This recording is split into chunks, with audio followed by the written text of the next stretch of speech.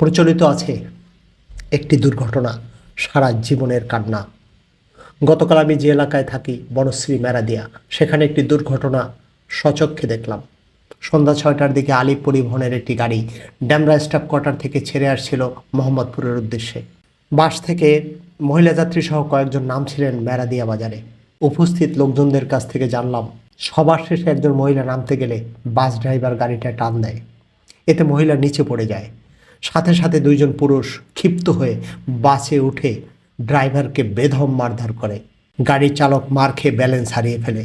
ফলে গাড়িটি রাস্তার বাম দিক থেকে ডান দিকে এসে বনশ্রী রোড সংলগ্ন নড়াই নদী অর্থাৎ নড়াই খালে পড়ে যায়।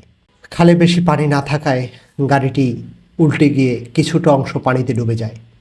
এতে বেশ কয়েকজন আহত হয়েছে। তারা চিকিৎসা নিয়ে অনেকেই ফিরে গেছেন।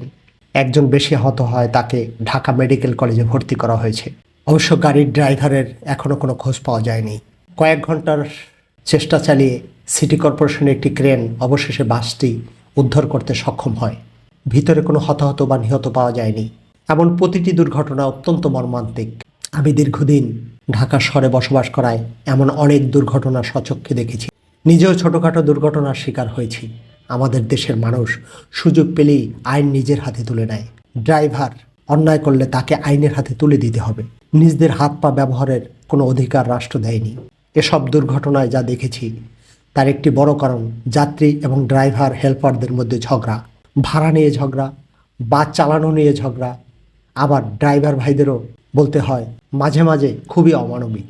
গাড়িতে যাত্রী তোলার সময় 15 থেকে 30 মিনিট দাঁড়িয়ে লোক তুলবে, যাত্রী উঠাবে, আবার নামার সময় 1 মিনিটও সময় দিতে চাইবে না।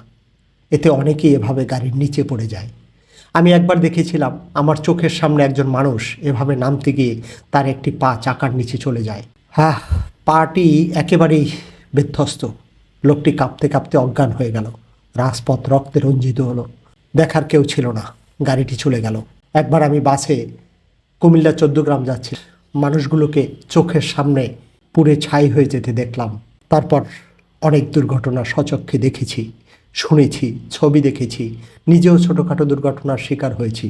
কিন্তু ওই যে দুর্ঘটনা, তা আবার পুড়ে ছারখার হয়ে যাওয়া, এই বীভৎস স্মৃতি আজও চোখের সামনে ভেসে ওঠে।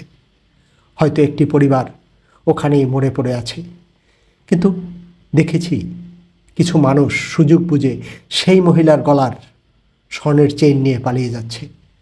ভাবা যায় মানুষ কতটা নিষ্ঠুর, অমানবিক। ড্রাইভাররা ইচ্ছামতো গাড়ি চালাবে, ড্রাইভাররা ইচ্ছামতো গাড়ি চালাবে, কোনো কিছুর তোয়াক্কা করবে না। কখনো তো ঘুমিয়ে ঘুমিয়ে গাড়ি চালায়।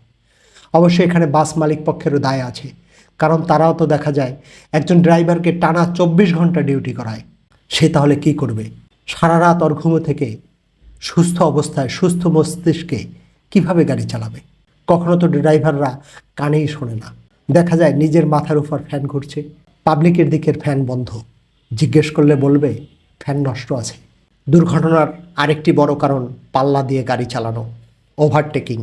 এই ওভারটেকিংয়ের কারণে কত শত দুর্ঘটনা যে ঘটছে তার কোনো হিসেব নেই। আসলে ড্রাইভিং ট্রেনিং দেওয়ার সাথে এই সকল ড্রাইভার ভাইদের মানবিক হওয়ার শিক্ষা দেওয়া উচিত, মূল্যবোধের শিক্ষা দেওয়া উচিত। ড্রাইভারদের মনে রাখা উচিত তারা হয়তো একটি গাড়ির ড্রাইভার, আবার একই কারণে তাদেরই পরিবারের কেউ অন্য গাড়ির যাত্রী। তাই মাথায় রাখতে হবে, ইট মারলে পাটকেল তো খেতেই হবে। এটা সবার মাথায় থাকা উচিত। জানি না আমরা কেন সব বুঝেও সচেতন হই না। নিজেদের জীবন তুচ্ছ করে অন্যের জীবনকেও মৃত্যুর মুখে ঢেলে দেই। এখন থেকে আমরা নিজেরা সচেতন থাকব, অন্যকে ভালো রাখব। এই শুভকামনায় শেষ করছি আজকের কাহন। আল্লাহ হাফেজ।